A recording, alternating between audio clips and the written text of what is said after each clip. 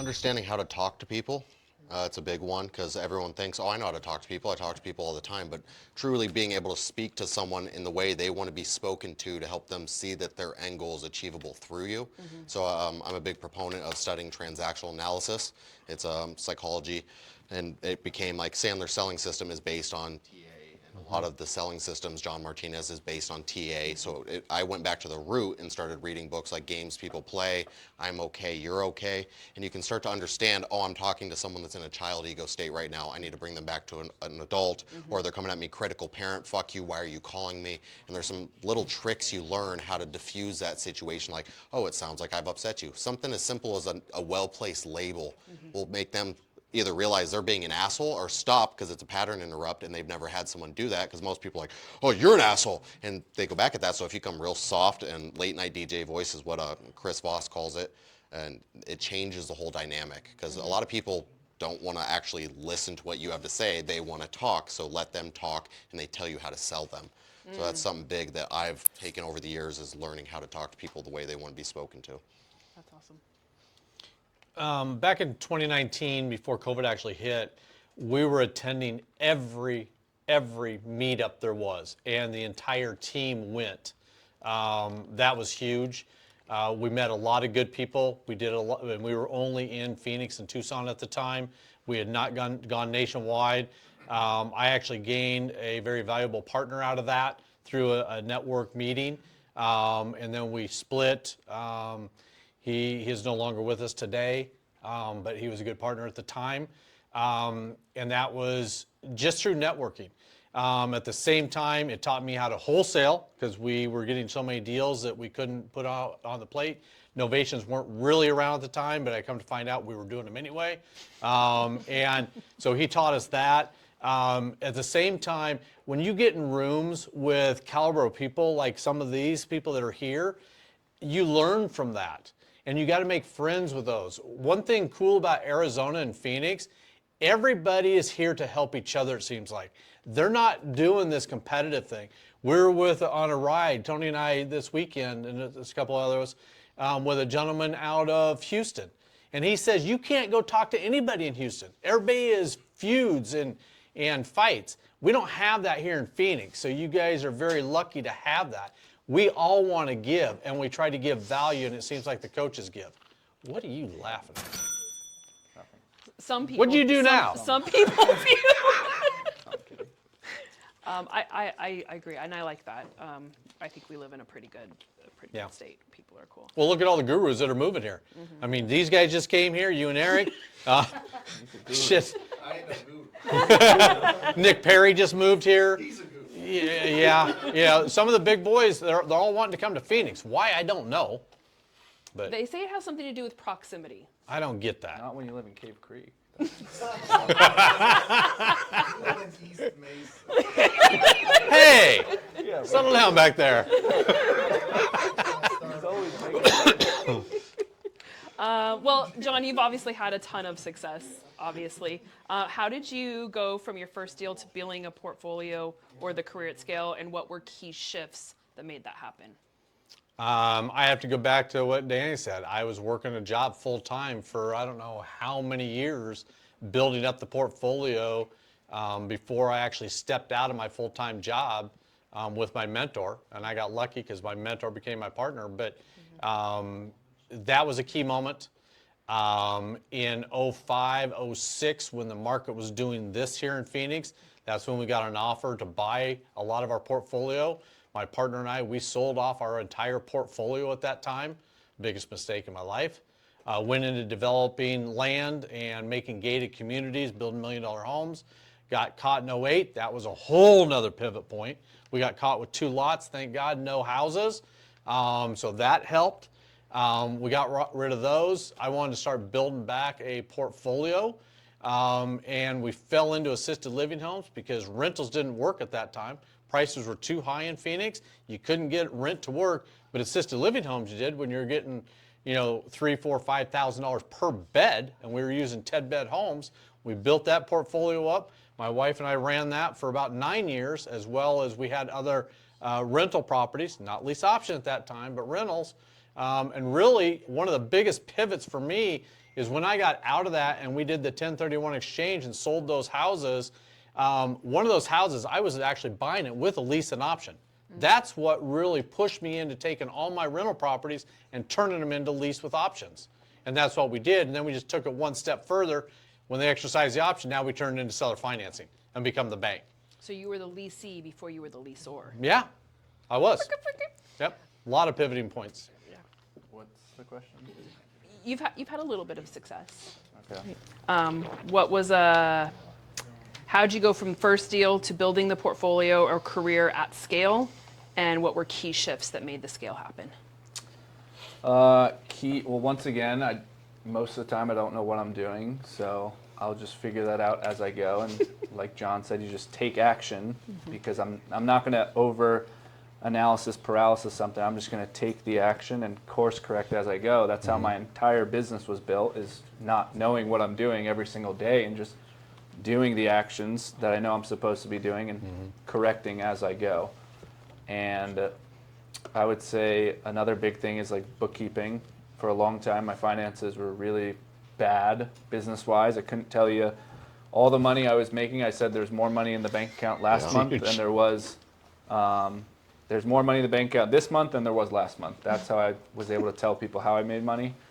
But if you get a good bookkeeper and really do your finances right, you can actually make data-driven and educated decisions and forecast your finances and actually project things and run your thing like a real business and know, hey, I have X amount of money in accounts receivable coming down the pipeline. I could hire X amount of people. I can buy X amount of marketing. So if you can get on that earlier, knowing finances, accounting better, it's going to help you become a better business owner. That's a nugget. That's a good Yeah. nugget. I was just always big on cash reserves and not.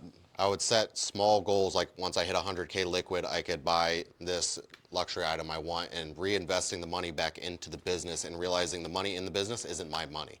Because if I start treating it like a bank account and just pulling cash out whenever I want, that's a sure way it's going to fail because you're going to have your bad months. So reinvesting in the business, paying myself a small salary, and then keeping my personal account very empty so I'd still be hungry every day, because it's a mindset shift. If I wake up, I'm like, oh, I only got 10 grand in my personal account, I got to go hustle. It doesn't matter how much is in the business account.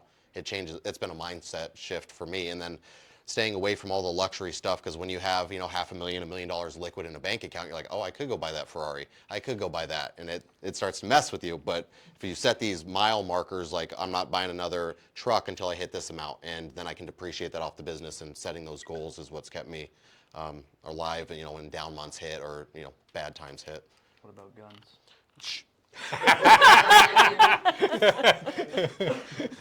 Those are necessities, okay? It's like having a fire extinguisher. Yeah, they're assets. They are assets. Until I beat the shit out of them, but that's Hilarious. If you could go back and give your younger self one piece of advice before your first deal done, what would it be and why? I wouldn't have listened to myself anyways. I'm hard-headed. I like to learn through failures. It's just that's how I am. But going back and then just believing in yourself a little bit sooner, a little bit more, take the leap sooner.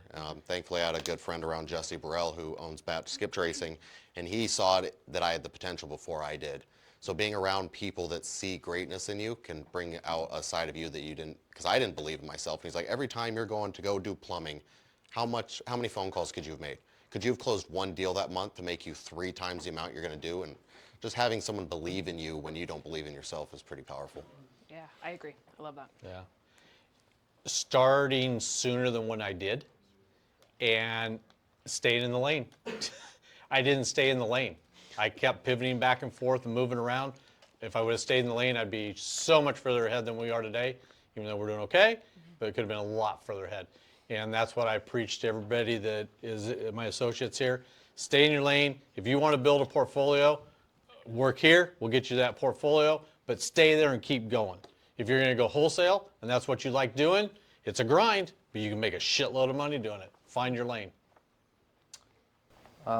Making sure that I'm taken care of personally. So that's health-wise, that's my fitness, that's good relationships, whether that's good partnerships, personally, especially, a spouse and whatnot, because I've been in bad relationships that have ruined my day-to-day. So if you're not good personally, that's all going to trickle down into your business, and you're not going to be the best person for your business, because like Anthony said, like you and the business, they're two completely separate entities. So if you personally are not good, then your business is not going to, you serving your business is going to be a disservice, because it's not going to get the best time and energy that it needs, because you yourself, you're not right personally. So get yourself right personally before anything else.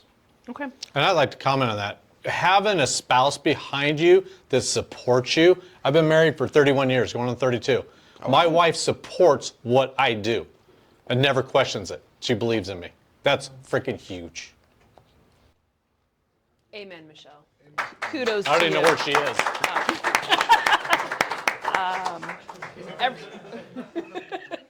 Everyone likes to talk about trends, but let's talk about one piece of real estate that you think people are completely ignoring right now that is about to be on the verge of explosion in the next 5 years. Share buyouts. That's my biggest thing right now. It's totally uncharted. It's extremely risky. You're fronting, and the barrier to entry is way fucking higher. So these people, I believe that people aren't going to be able to legitimately enter this space, because you can't just go and sign off on a hard money loan. You can't, I'd say it's even hard to raise it privately. So it's completely untapped. It's unregulated. So buying out percentages of the home is I think it's a next big thing, but at the same time, you can't just easily enter it, because if a property's worth, for example, the one we're doing, it's as is value is 100, as is value is 250,000. We got one share for 50,000, and then we front another $10,000 in legal costs for 6 to 9 months. So you have to front, $60,000 to $100,000 on your own cash on some deals. But when we go to sell that property through a court proceeding, 250,000 divided by 2, since we have 50%, we're going to get 125,000 back, minus the $60,000 of our cost basis, what we put into the deal. That's a leftover profit of $65,000. So look it up, and this is stuff that's extremely. It's another tool in the tool belt for when you're calling these motivated sellers, especially if you go direct to seller. You'll come across these crazy fucking situations. Interesting. I personally think it's land. There is a few people in it. It's getting more, I think, because it is hot. It's a hot item. It's easy. You don't have emotion in it. We have now introduced land into our office. We're doing it a little bit different because we're wanting to seller finance it back out to get the mailbox money again, is what we're after. So we're not looking at wholesaling it. You buy it at one price and you finance it at another. So that's what we're doing. So I think it's in land more so than anything, and getting out of the houses. This may come as a shock, but the land guy's going to say land. No. I know it's hard to believe, but so the certain types of land too. So with the pullback, we saw a lot of institutional buyers not picking up multifamily land because it was so overbuilt. But anytime you have that curve start heading in one way, now it's going to revamp because there's going to be a shortage of multifamily coming on market. So there are big groups buying large pieces of land, or not even buying, they lock it up on a long option period. They give the seller 10 grand to lock it up on an option for 3 years and wait for that market to start rebounding back. You have companies like MC companies out of Scottsdale, that is Ken McElroy's company. He was the guy that Robert Kiyosaki invests with, and they're buying big tracts of land and sitting on it because they know in the next 3 to 5 years that inverse is going to rebound, and now all that multifamily land that they're stealing right now is going to come back pretty crazy. But also, like John's talking about, we do that as well. We buy land outside of major cities in the path of progress. We lock it up, say 10, 15 grand, and then we sell it on seller financing for 25 to 30. We get 15% down. I have no money in the deal, and it cash flows.